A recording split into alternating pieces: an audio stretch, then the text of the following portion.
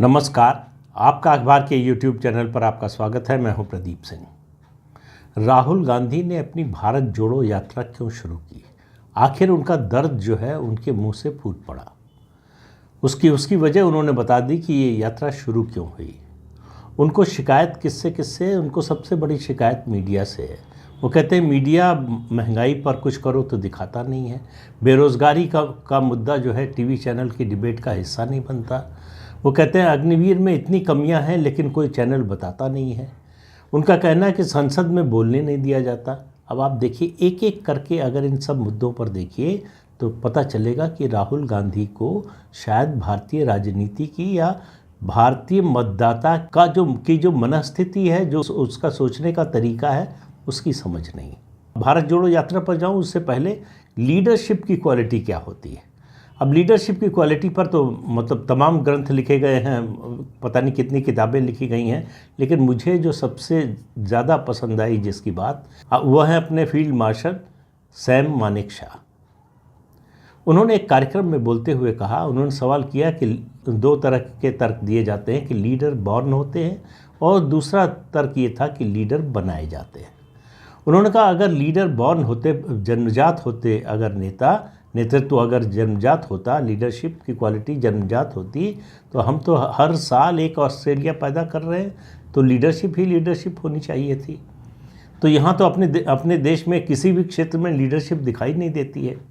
उनका लीडरशिप जो है वो बनाई जाती है, लीडर गढ़ा जाता है, और उसके एट्रीब्यूट्स, उसके गुण जो हैं वो दो होते हैं, एक प्रोफेशनल नॉलेज और दूसरी प्रोफेशनल कॉम्पिटेंस। अगर ये दो चीज़ें नहीं हैं तो आप नेता नहीं बन सकते, आप में नेतृत्व का गुण नहीं आ सकता। और उन्होंने कहा कि ये जो गुण है ये एक्वायर करने पड़ते हैं, अर्जित करने पड़ते हैं। तो अगर आप इनका अर्जन नहीं करते हैं तो आप नेता नहीं बन सकते। उन्होंने कहा कि किसी परिवार में जन्म लेने से या किसी का बेटा या बेटी होने से आप नेता नहीं बन जाते हैं। मुझे लगता है कि राहुल गांधी पर यह बात बिल्कुल खरी उतरती है।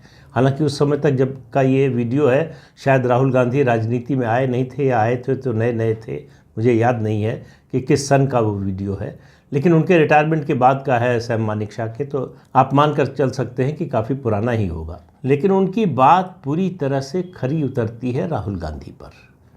वो एक परिवार में जन्म लेने के कारण मानकर चल रहे हैं कि उनमें नेतृत्व के सारे गुण मौजूद हैं, वो नेतृत्व करने के योग्य हैं, सर्वथा जो है उनमें क्षमता है नेतृत्व की। यही बात उनकी सबसे बड़ी कमज़ोरी है। क्यों?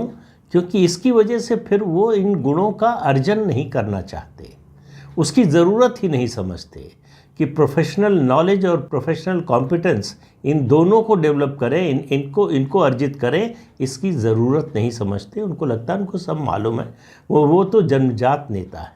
ये जो मिसकंसेप्शन है, ये जो गलत अवधारणा है मन में, वो दरअसल उनकी समस्या की जड़ है। इसीलिए जब वो कहते हैं कि महंगाई पर चर्चा नहीं होती, इसका मतलब है कि उनको न तो इसकी जानकारी है और न ही इसकी समझ है। टीवी चैनल्स पर आम तौर पर महंगाई की चर्चा होती है, बेरोज़गारी की चर्चा होती है, अग्निवीर की खूब चर्चा हुई, पक्ष में भी विरोध में भी, विरोध में खूब दिखाया गया, खूब प्रोग्राम हुए, लेकिन समस्या क्या है? और दूसरी बात जो उन्होंने कही कि संसद में बोलने नहीं दिया जाता। अब ये वो नेता तो नहीं बोल सकता जिसकी संसद में हाजिरी जो है सबसे कम जो लोग हैं उनकी गिनती में शामिल हो जो। तो आप संसद में जाएंगे नहीं, संसद में कोई जिम्मेदारी लेंगे नहीं अपने संसदीय दल में, और आप चाहेंगे कि आपकी बात जो है संसद में गूंजे, तो ऐसा तो हो नहीं सकता कि आकाशवाणी से आप बोलें और संसद में उसको सुना जाए। तो ऐसी कोई व्यवस्था अपने संविधान में अभी तक या अपने पार्लियामेंट्री सिस्टम में तो है नहीं। तो राहुल गांधी की समस्या क्या है, इन बातों से मैं समझाने की कोशिश कर रहा हूँ, जहाँ पहुँचने की कोशिश कर रहा हूँ वो ये है कि राहुल गांधी की समस्या ये है कि उनको लगता है कि वो जो कह रहे हैं वो दुनिया का अंतिम सत्य है, और मीडिया हो, चाहे अपोजिशन हो, चाहे मतदाता हो, चाहे आम लोग हों जो मतदाता नहीं भी हैं वो सब इस पर शब्दशः विश्वास करें। ये जो विश्वास की कमी है उनमें, उसके लिए वो इन लोगों को जिम्मेदार मानते हैं, मीडिया को, अपोजिशन के लीडर्स को, इसके अलावा वोटर को, आम भारतीय नागरिक को, वो मानते हैं कि इन लोगों की समझ नहीं है, ये समझते नहीं कि मैं कह क्या रहा हूँ, और वो जो समझाने का उनका तरीका है उससे लोगों की और समझ में नहीं आता है।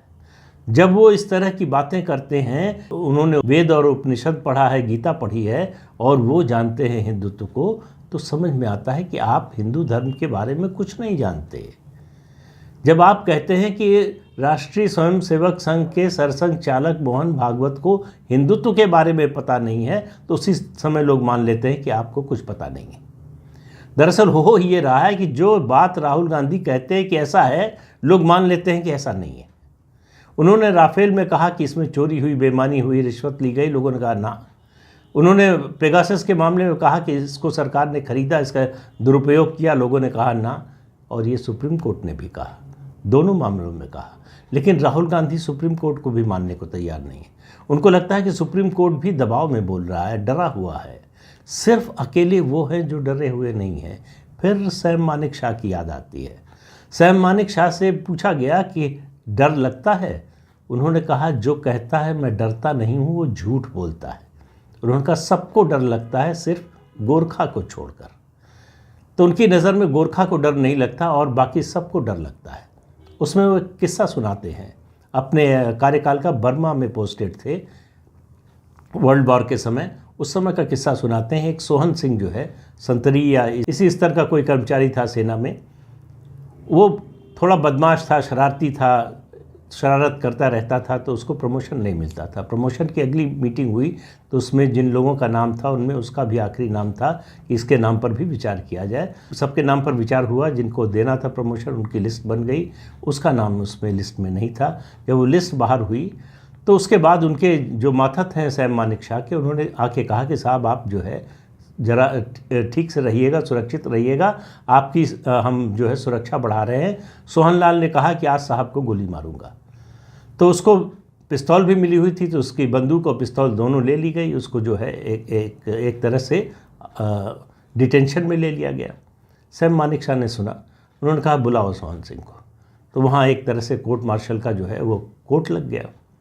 स्टूल पर बिठाया गया, सामने सैम मानेकशॉ बैठे, कुर्सी पर बीच में मेज़। उन्होंने कहा बोलो सोहन सिंह। तो उसने कहा साहब गलती हो गई। उन्होंने कहा नहीं, तुम मारेगा मुझे। तो उन्होंने अपनी पिस्तौल निकाली और उसको लोड किया और सोहन सिंह को दिया, बोला ले, मारना चाहता है मार मुझे। तो उसने हाथ जोड़ लिया कि साहब गलती हो गई। फिर भी जो बाकी अधिकारी थे उन्होंने कहा साहब इससे सावधान रहिए, ये मारेगा। तो उन्होंने कहा सोहन सिंह, आज रात के पहरे पर तुम मेरे साथ, मेरे जो है जो भी टेंट है या जो भी व्यवस्था थी उसके बाहर पहरा तुम दोगे, और सुबह मुझे 1 मग चाय और 1 मग गर्म पानी शेव करने के लिए लेकर आओगे। और दूसरे दिन सोहन सिंह लेकर आया। बाद में लोगों ने पूछा कि आपको डर नहीं लगा? उन्होंने कहा मैं बहुत ज़्यादा डरा हुआ था। लेकिन लीडरशिप की क्वालिटी ये है कि उसको ये डर दिखाना नहीं होता, उसको समझना पड़ता है जिससे वो डील कर रहा है, जिसके बारे में वो फैसला लेने जा रहा है, उसकी मनस्थिति क्या है, उसकी पारिवारिक स्थिति क्या है, उसके अलावा उसका प्रोफेशनल स्किल क्या है। ये सब चीज़ें समझनी पड़ती हैं लीडर को, तभी लीडरशिप आती है। और लीडरशिप का और सबसे बड़ा गुण है कि तुरंत फैसला लेने की क्षमता, और फैसला लेने के बाद गलत हो जाने पर उसकी जिम्मेदारी लेना। ये होता है लीडरशिप की क्वालिटी। अगर ये आप में नहीं है तो आप नेता नहीं हैं। तो राहुल गांधी में ये अजीब सा गुण है। 19 तारीख को यानी कल उनकी यात्रा, भारत जोड़ो यात्रा, जम्मू कश्मीर में प्रवेश कर गई। उन्होंने कहा कि उन्होंने ये यात्रा इसलिए शुरू की कि मीडिया नरेंद्र मोदी को दिखाता है। यानी इस यात्रा का उद्देश्य भारत को जोड़ना नहीं था, इस यात्रा का उद्देश्य मीडिया को राहुल गांधी से जोड़ना या कांग्रेस से जोड़ना, ज़्यादा से ज़्यादा अगर विस्तार देना चाहें तो कह सकते हैं। तो जब से भारत जोड़ो यात्रा चल रही है, मीडिया में बने हुए हैं राहुल गांधी, तो उनका ये मकसद, तो ये लक्ष्य तो हासिल हो गया कि मीडिया अटेंशन उनको मिल रहा है। तो अब सवाल ये है कि मीडिया अटेंशन मिलने और वोट मिलने, इनमें ज़मीन आसमान का अंतर है। तो राहुल गांधी जो बड़ी बड़ी बातें कर रहे थे कि उन्होंने जो है मोहब्बत की दुकान खोली हुई है, और नफ़रत मिटाने निकले हैं। हालांकि दिल्ली में आकर कहा उन्होंने कि मैं 3000 किलोमीटर से ज़्यादा चल चुका हूँ, मुझे कहीं नफ़रत नहीं दिखाई दी। लेकिन वो नफ़रत मिटाने के लिए निकले हैं, पता नहीं कहाँ से खोज रहे हैं नफ़रत को। खैर, उनका वो अपना तरीका है।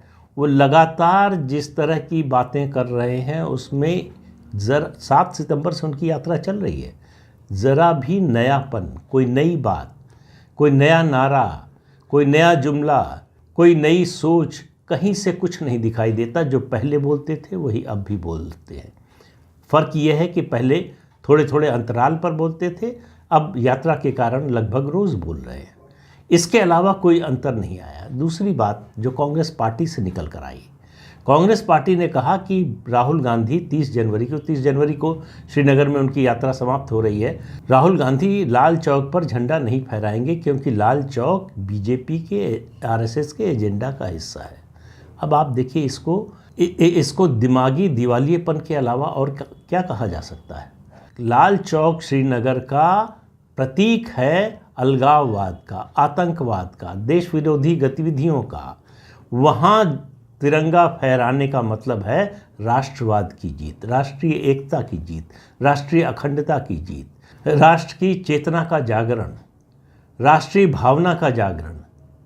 तो ये बात कांग्रेस पार्टी की समझ में नहीं आती। वैसे लाल चौक पर जवाहरलाल नेहरू भी झंडा फहरा चुके हैं, तो इसलिए लाल चौक को इसलिए नहीं लाल चौक पर जाएंगे झंडा फहराने क्योंकि वहाँ बीजेपी के लोग झंडा फहराते हैं। और याद दिला दें, 26 जनवरी 1992 को डॉक्टर मुरली मनोहर जोशी भाजपा के अध्यक्ष थे, उनके नेतृत्व में यात्रा निकली थी और यात्रा श्रीनगर में पहुंची थी। लाल चौक पर झंडारोहण आखिरी कार्यक्रम था और भारी सेना के भारी बंदोबस्त के बीच झंडारोहण किसी तरह से हुआ।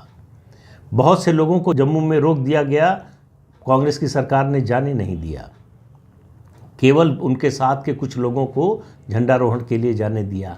आज मोदी के आने के बाद 15 अगस्त 26 जनवरी को लाल चौक पर बहुत ऊंचा झंडा, तिरंगा झंडा फहराया जाता है।